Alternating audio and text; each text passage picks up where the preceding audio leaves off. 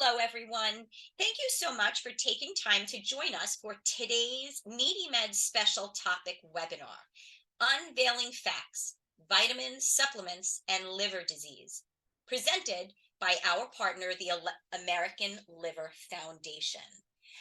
Again, I'm Carla. I'm the Director of Education Initiatives here at Needy Meds. And before we get started, I'm just going to offer a few tips so you can make the most out of the presentation. First of all, of course, we encourage you to ask questions, and you can do that at any time by typing them into the questions, the Q&A, or the chat section of that Zoom control panel. Just know we will reserve answering questions until the end, and we do tend to keep that Q&A pretty brief. So if we don't get the chance to answer your question, we or one of our team members will follow up with you as soon as we can. But of course, we will provide the contact information for the American Liver Foundation and Needy Meds at the end. So let's dive in and just get started before we kick off why we're all here to learn all about vitamins, supplements, and liver disease with what is Needy Meds, just for those of you who are not yet familiar with who we are and what we do. So what you're looking at on the screen is our fancy wording that we refer to as our mission statement. But simply put, Needy Meds connects people to programs that will help them afford their healthcare expenses. And we do that free and anonymously through our website, needymeds.org, and our toll-free helpline, 1-800-503-6897. And just a reminder that contact information will be provided again at the end. Now, as you saw just a couple of slides ago, a big part of our mission is education. And we fulfill that part of our mission by educating people about Needy Meds and the healthcare resources we offer. But we also fulfill that part of our mission by connecting our users with reliable, reputable, current information about diagnoses and healthcare related topics, as well as partners that we rely on, which is why we are so pleased and deeply grateful for our partnership with the American Liver Foundation, and that our guest, Dr. Mazhar, willingness to share her expertise with us. So I'm going to go ahead and just tell you a little bit about the American Liver Foundation. Their mission is to facilitate, advocate, and promote education, support, and research for the prevention, treatment, and cure of liver disease. And I really encourage you to check out their website, liverfoundation.org, because as you can see, first of all, it's a great website. And you can tell just by that screenshot, it is not only full of information that is super current and super reliable, it's also really easy to navigate. You can, of course, also stay up to date with their initiatives and what they've got going on all of their social media platforms.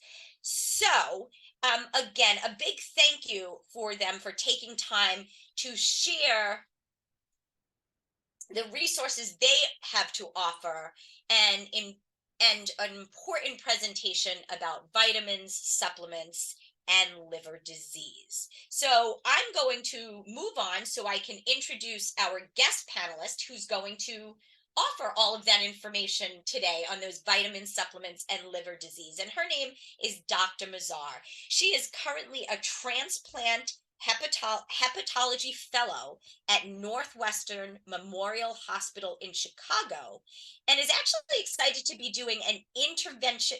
I'm going to get this right. Interventional gastroenterology fellowship at Atrium Wake Forest in North Carolina for about 4 months, or in about 4 months. And she's excited to be here, and we're super excited to have her here. So without further ado, let's go ahead and transition to today's presentation, again, in which Dr. Mazhar is going to be talking all about vitamins, supplements, and liver disease. So In just a moment, she should be able, and she did that lightning quick as I knew she would. But as she's grabbing the screen, and that looks perfect. It's in slideshow mode, so everybody can see that really clearly. Thank you, Dr. Mazhar. But again, to all of our attendees, go ahead and submit questions to us in that Q&A section or the chat section of your Zoom control panel, and we'll be happy to get to them if we can at the end of the presentation, and if not, we'll follow up with you. With that, I'm going to go ahead and pass the mic to our guests. Thanks so much, everybody, for being here, and enjoy the presentation. Thank you so much, Carla, and thank you to Needy Meds and the American Liver Foundation for giving me the opportunity to do this. And thank you to everyone who's listening. Today, I will be talking about vitamins, supplements, and their role in liver disease. Just to give a background, this map is from June of 2022 from the Kaiser Family Foundation, basically looking at, in the United States, how many prescription drugs are filled annually in each state. The states with the darker blue, obviously, being the states where more prescriptions are being filled versus the states in the yellow/light green area. And actually, looking further into the numbers, the annual prescriptions per capita ranged from about 6.7 to 19. And when you looked at the number of prescriptions actually being filled at pharmacies, it was over 93% in the entire country. And this also includes mail order prescriptions as well. Getting into the classification of drug-induced liver injury, what is this? What are the different types of drug-induced liver injury or supplement-induced liver injury? We have a direct drug-induced liver injury, which is very predictable. It depends on how much of the medication you take and the dose of the medication.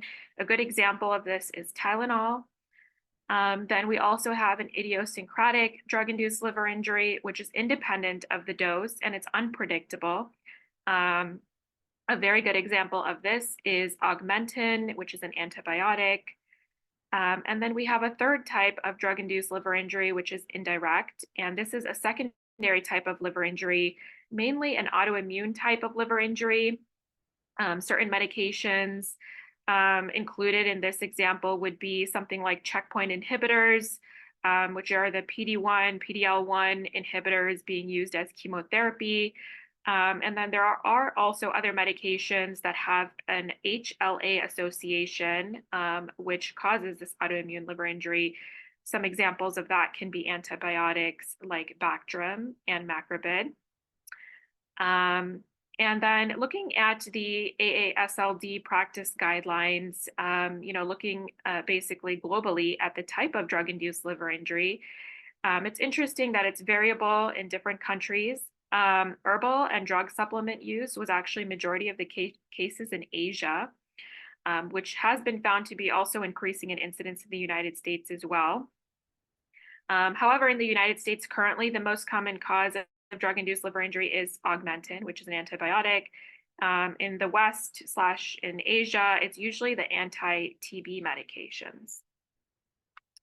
Now, what are the risk factors for developing a liver injury from supplements or drugs? Usually, these are medications that have over 50% metabolism through the liver, and especially medications at high doses. And some of these medications that can further break down to form the metabolites that themselves are also active metabolites. If you take multiple medications that are metabolized through the liver together, interestingly, which also makes sense, that the incidence increases with age because you may take more medications as you grow older or develop more medical problems. And women actually have been found to have more frequent and severe liver injury. There was a French study actually done showing that women over the age of 50 had a 2 times higher risk compared to men at that same age group in developing liver injury from drugs or supplements. Other things, in the background that can cause further scarring from inflammation of the liver, besides just taking the supplement or the medication, are having a history of obesity, diabetes, alcohol use, and having maybe some other type of hepatitis, such as a viral hepatitis, can cause progression of the liver disease.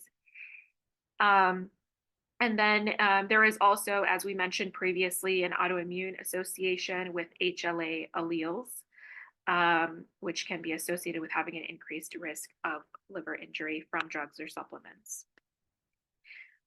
This is just a table from the AASLD practice guidelines looking at drug, herbal, and dietary supplement-induced liver injury, specifically looking at those ones which have an HLA association or that autoimmune liver injury association. And augmentin, again, there you see, which is amoxicillin clavulanate is the other name, has an HLA-associated injury, as well as a non-HLA-associated injury.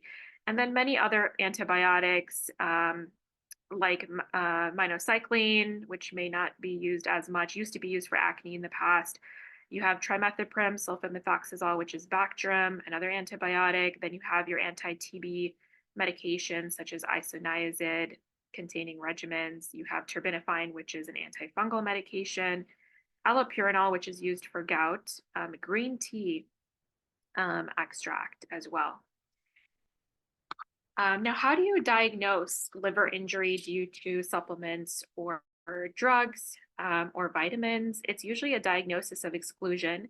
You have to rely on obtain a very good history from the patient in regards to details about what medications they're taking or took in the past, and what is the temporal relationship with taking this medication and the patient's lab values and symptoms.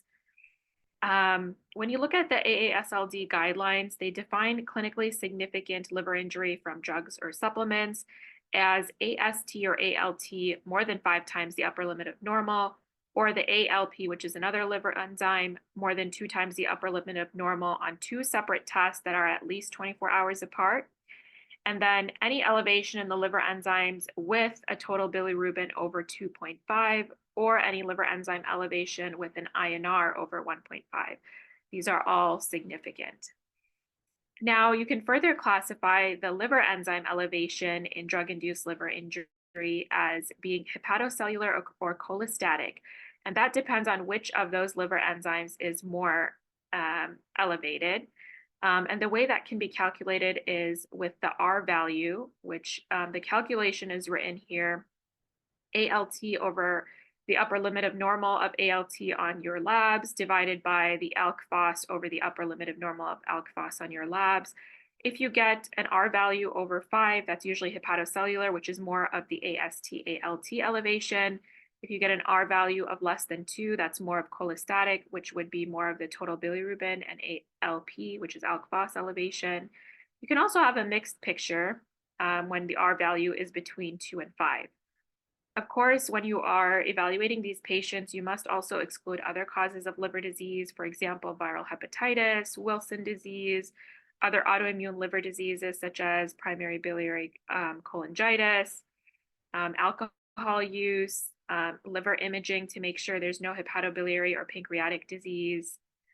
And sometimes if you highly suspect a certain medication based on the history you obtained and the data that you have collected, that a certain supplement or drug is causing this liver enzyme elevation and liver injury, if you stop that medication and you see an improvement in the liver function test, that can actually be a confirmatory causal relationship. That can be part of your actually diagnostic and therapeutic testing for this patient. Finally, there is actually this website from the NIH, Liver Talks, which is actually free. You can look up any medication or supplement on this website to see if there have been reported cases of liver injury, which is very useful as clinicians to see if something has been reported concerning a supplement or medication in the past. And on this Liver Talks website, they divide the categories of liver injury from A through E, and X are the newly approved agents. From A through E, the higher the alphabet, for example, A has more case reports of liver injury for that drug or supplement or vitamin. And E would be the one with no cases of liver injury. So it is also graded there, and it's a great website, which kind of has a a summary of all of the types of liver injuries associated with that specific drug or medication that you are concerned about. There are other evaluation or scoring systems to assess causality, like how likely is it that this drug or supplement is causing this liver injury. And the assessments used are the RUCAM classification. There's also the CDS. The difference between the CDS and the RUCAM is that the CDS does not include extrahepatic manifestations, and the RUCAM classification had a higher sensitivity and specificity compared to the CDS. There's also the DDW Japan, however, that has only been reproduced in Japan. And then the online available tool is the RECAM score, which is similar to RUCAM, but they included many other causes of liver injury to exclude on that list, so it's more comprehensive. This is what these scoring systems or causality instruments take into account, as you can see here. And then based on the final score, you can see here what is the likelihood based on the causality score and the likelihood percentage of this drug or supplement actually causing this liver injury. This is also from the AASLD guidelines, a very good summary of how you evaluate patients who have liver injury or elevation in liver tests, and you are suspecting a drug or supplement causing this liver injury. And it's basically a summary of what we have talked about, determining the R ratio. And then based on the R ratio, did you exclude all of these other etiologies? Here are the tests for these specific etiologies for either cholestatic, hepatocellular, or mixed. And then still, if you're unclear, based on the testing that you have done, you can consider a liver biopsy, especially if the liver enzymes are not improving, if you stopped the agent that you thought was causing the liver injury, or if you suspect an autoimmune type of liver injury from this drug or supplement, or if the presentation didn't exactly fit, the temporal association. And that goes into our question about, is a liver biopsy always necessary? It is not always necessary, but it can also help prognosticate the outcome for this patient. And also there are certain, signatures that we see, we call it a histopathological signature, that can be very specific for a certain drug or supplement causing the liver injury. So first of all, as far as prognosticating outcomes, the degree of the necrosis or the cell death that you see, or the prominence of the reaction around the bile ducts that you see on the biopsy, has been associated with poorer outcomes, whereas if you see eosinophils or granulomas, that is associated with a better outcome or resolving injury. And then as far as the histopathological signature, I have some examples here. There are specific findings that you can see with sinusoidal obstruction syndrome or veno-occlusive disease, as well as nodular regenerative hyperplasia, where you see these nodules forming actually histopathologically. You can see something called pileosis hepatis, which is associated with blood-filled spaces that you'll see on the pathology, and that is highly suspicious for a steroid or androgen or birth control related injury to the liver. There is a medication, amiodarone, most commonly used for atrial fibrillation, that can cause a phospholipidosis on the pathology. And you can also see that phospholipidosis with some anti-malarial medications. And then another example that I included here was hepatitis B viral infection. You can see ground glass cytoplasm in the hepatocytes on the biopsy. That can be specific for that. And now going back to some of the data that the CDC has collected basically on dietary supplement use in the United States from 2017 to 2018, which I didn't find anything more up to date than that, but I'm sure the pattern is probably going to be the same as what we see here. I think more so with the use of social media and promotion of a lot of supplements or herbal root extracts we have seen actually increase in the past few years as well. So here, basically what we're seeing is that there were a higher percentage of women compared to men of all age groups actually who reported dietary supplement use. And also with increasing age, the youth also saw increasing dietary supplement use. And then here, looking at how many dietary supplements were taken, you can see also that age 60 or older had a higher percentage of using more than one dietary supplement, 4 or more. Actually, across all age groups, had the highest number of dietary supplements used the older the patient was. And then looking into what specific types of supplements were these patients taking, or this population taking. And it seems like this was very consistent over all age groups, mostly multivitamins and minerals. This is what was reported. A lot more of herbal supplements by age groups 20 to 59. That's over there on that chart written as botanicals.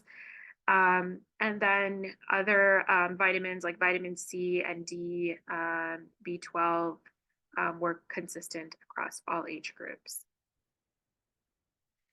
This is again demonstrating the same thing in a different format, basically again showing that with for all age groups, first of all, you see that the dietary supplement use has increased significantly, but most importantly for ages 60 and over. Now, what is the danger of supplement and vitamin use? Why do we get so concerned about liver injury? And there are several reasons why. So supplements can be vulnerable to including intentionally or unintentionally including certain ingredients that actually may not even be listed on the product label, which can include certain herbs or parts of plants, or also non-plant parts like chemicals or pesticides or heavy metals. The other thing is some of these supplements actually include a part of an actual medication to achieve that same effect that the medication would have, and plus add other ingredients to that medication and market that. The other thing of concern is that the composition of the product for some of these supplements, it's not the same in every batch. Every batch is variable because you're using, especially herbals, there's varying growing conditions, there's varying chemicals, pesticides, heavy metals, varying plants of parts. So every batch, every dose is not going to be the same. Thirdly, the exposure to this product or supplement before getting the injury can be very variable because of, first of all, that variability in the batch, but also the variability of whatever is in the batch that is toxic or causing liver injury, the variability of that accumulation period within the body before you develop the injury. And then finally, the lack of knowledge and awareness of potentially getting a liver injury from these widely used supplements can be actually unrecognized by patients or even providers, because there are so many supplements that we actually don't know if, what ingredients may not be listed on the label, or we don't know if they have ever been reported previously as causing a liver injury. And that's why we rely on that NIH website to see what has been reported in the past. And then furthermore, this is actually from the AASLD, which was updated in March of 2023. They actually found that American consumers spent more than $9.6 billion on herbal products in just 2019, which is a lot of money. The Dylan Network has also, done obviously a lot of work in this aspect, and they've actually shown that the supplements that have been implicated or reported in liver injury, again, are mislabeled. They don't include all the ingredients. And they did see that most of the prominent hepatotoxicity from the herbals and supplements came from products like Hydroxycut Herbalife or Oxy Elite Pro, products that contained multiple ingredient products. So you couldn't pinpoint which ingredient in those products was the specific one causing the hepatotoxicity, but we just know that this supplement is causing the liver injury. And then also with green tea extract, which actually is present in a lot of things we may not realize, um, which also has been used for antioxidant potential in the past. Actually, there are several cases of liver injury with green tea extract. And specifically with green tea extract, the injury is hepatocellular, can be fatal, and is actually strongly associated with that autoimmune HLA type injury, which that same HLA type of autoimmune injury has also been associated with several products, herbal products that I have listed here. I'm not going to try to pronounce because I may not pronounce it correctly. So, why is this important? And this is important because, besides liver injury, there is also a risk of liver failure. Patients may die from progression of this liver injury. They may need to undergo a transplant, a liver transplant. And also, why is this concerning is because a lot of patients or practitioners may not realize or may not recognize a certain product as causing liver injury. Here is an example of herbal and dietary supplement products that have been associated with hepatotoxicity. Actually, the ashwagandha has become really popular, I think, on social media. Has been associated with liver injury. Green tea extract, as we talked about. There is a column here as far as expected outcomes, what we have seen in previous case reports, and the type of liver injury. This is also in the AASLD guidelines. Ashwagandha, green tea extract, kratom, anabolic steroids for bodybuilding, performance enhancement, and also turmeric or curcumin, which also has been popular on social media as well, can also cause liver injury and hepatotoxicity. So what are the outcomes and how do you manage liver injury from medications or supplements? Most adults and children will have resolution of the liver injury within 6 months from the onset in 80% of the cases. In 10%, you can have, usually it's the idiosyncratic, the unpredictable liver injury are at the most highest risk of adverse outcomes like liver failure, requiring a liver transplant, or dying 6 months from the onset of liver injury. You can also have, usually in the cholestatic liver injury, you can develop a chronic liver injury, which means that you have this persistent liver injury and inflammation beyond 6 to 12 months. Managing these patients, of course, you discontinue the drug or supplement, supportive care. There's no specific medication that can reverse the injury in many of these cases. N-acetylcysteine is kind of like an antioxidant, mostly used for Tylenol, but has also been used in non-Tylenol related liver injury or liver failure, actually, from liver injury in adults, not in children. Steroids can be considered for the idiosyncratic with autoimmune features, not the non-autoimmune features. But however, we don't know what is the duration of the steroids in that case. And of course, we recommend to avoid re-challenging the patient with taking the same supplement or medication again. And what should you do as a practitioner? All the practitioners are encouraged to report instances of suspected drug-induced liver injury to the FDA. There is a website called the MedWatch system where you can report a suspected case of liver injury from a supplement or vitamin or drug. And actually the LiverTox website and this FDA MedWatch website actually can give a lot of information regarding liver injury, and actually are very useful when we see patients where we suspect liver injury. Here are the references. And that is all I have. I'm just going to stop share. Thank you so much, Dr. Mazhar, for that very thorough and informative presentation all about liver health, supplements, and vitamins. So I'm going to go ahead and attempt seamlessly to share my screen again. So let's see how that goes. And Dr. Mazhar, let me know if you are looking at my PowerPoint slide deck in PowerPoint slide deck mode. Yes, it's perfect. Hey, look at that. So thank you again. That was fantastic. And it really, one of the things that I have learned through Needy Meds being such a long-term partner of the American Liver Foundation really is how the liver is and liver health is essential to literally everyone because it plays such a crucial role for our bodies and therefore any decisions we make health wise.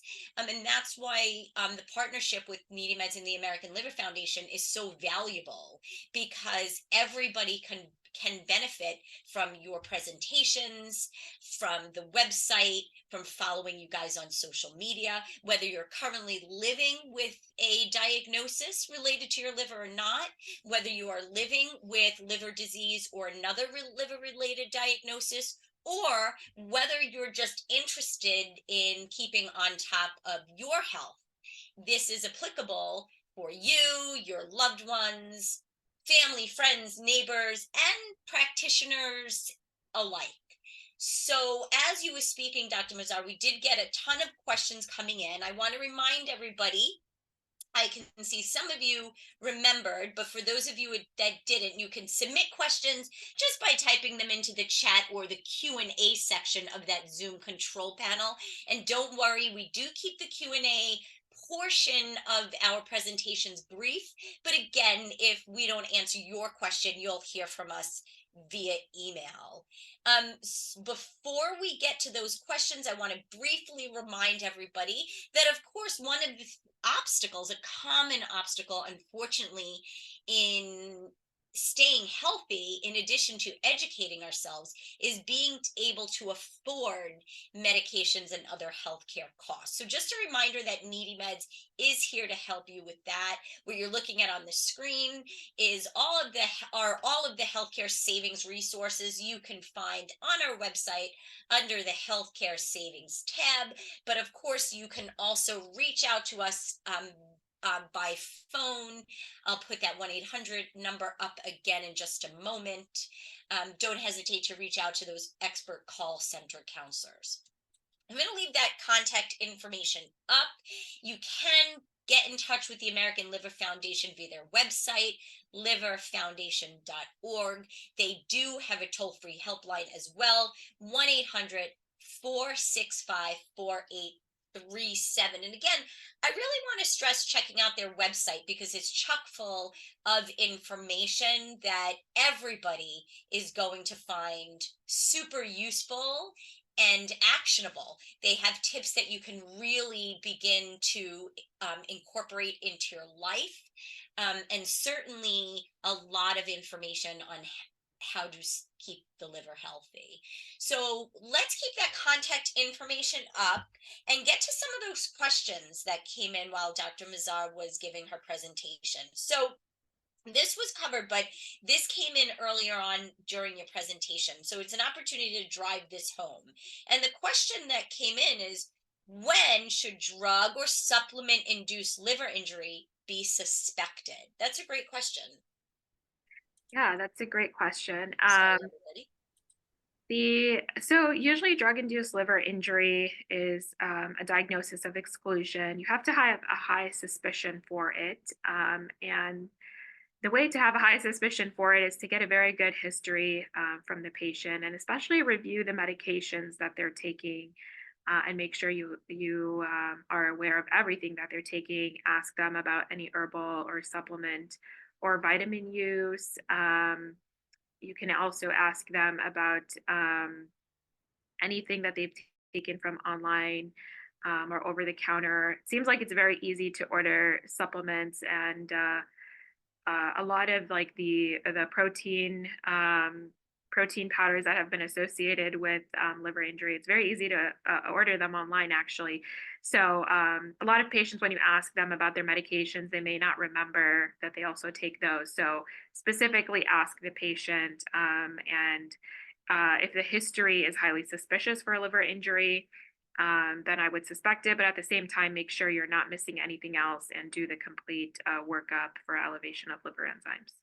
So important and such a great question. And speaking on the patient's behalf for myself, I know that of course when I go to the doctor, I'm always asked, what medications are you on? A lot of doctors will now ask, including supplements and vitamins, but I do try and remember how important that is. So I try and add all of my vitamins, supplements, and whatever it is to the list of medications that I give to my providers. Super important. Thank you for that. Another one of course, goes along with the question that just asked.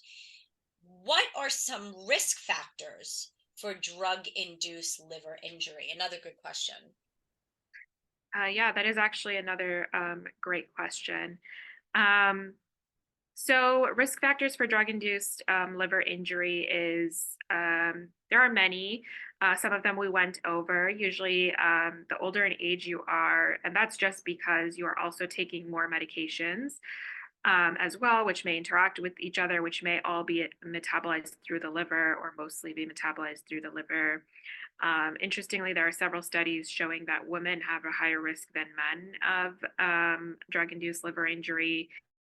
And then you also have to keep in mind if somebody already has a diagnosis that also affects the liver, such as obesity, which causes fat deposition in the liver, or metabolic liver disease, or alcohol associated liver disease, or a viral hepatitis, um, or any autoimmune association. Other things basically that can cause inflammation and scarring of the liver. In addition to, on top of that, now you're taking a supplement or a drug that can cause the liver injury on top of that. So you're just it's like synergistic effect, increasing the risk of liver injury further. That makes a lot of sense. So let's go ahead and wrap up with just one more question. And that question is, Dr. Mazhar, you mentioned how easy it is to get supplements. They're really ubiquitous. You can just find them at a lot of stores, common grocery stores now. And certainly, as you mentioned, you can get them very easily online.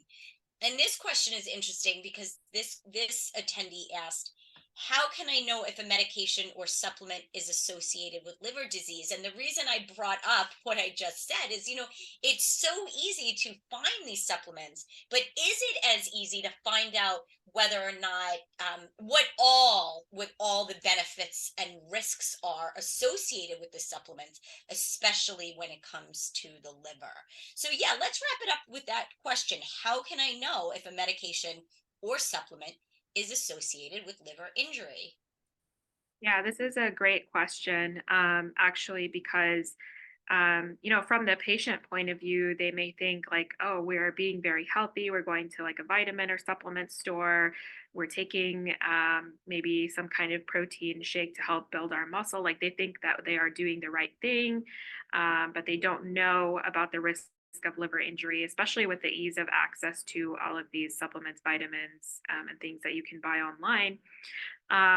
The way to know if something causes liver injury, actually, that NIH Liver Talks website is free to anyone can look up any supplement or medication or vitamin.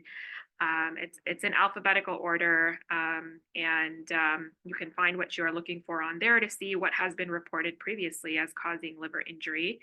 The other way to know if something is safe to take is, I would say, always ask your physician before you take anything, is this okay for me to take? And they may also have some other resources like the MedWatch for practitioners, which may give them more information regarding that. Basically to let you know if they think it is safe for you to take a certain supplement or vitamin or medication. Thank you so much for, again, that very thorough response to the question.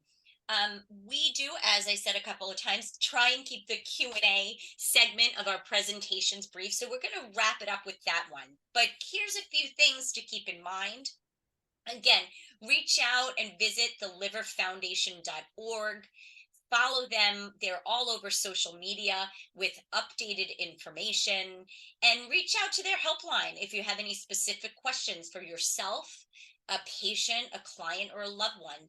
Their toll-free helpline is 1-800-465-4837. I will also happily mention that today's webinar is being recorded and will be uploaded to the Needy Meds YouTube channel. The reason that's so important is because presentations like the one Dr. Mazhar just gave is so full of really important information that recording it and converting it into a video, I think gives our users an opportunity to revisit it. Sometimes it could be a lot to digest, so you can always use this as a reference. And importantly, you can share it with others in your life that may be interested. So keep that in mind. Also, we do hope to see all of our attendees' names pop up at future webinars. You can check those out on the Needy Meds homepage calendar of events, as well as the education tab.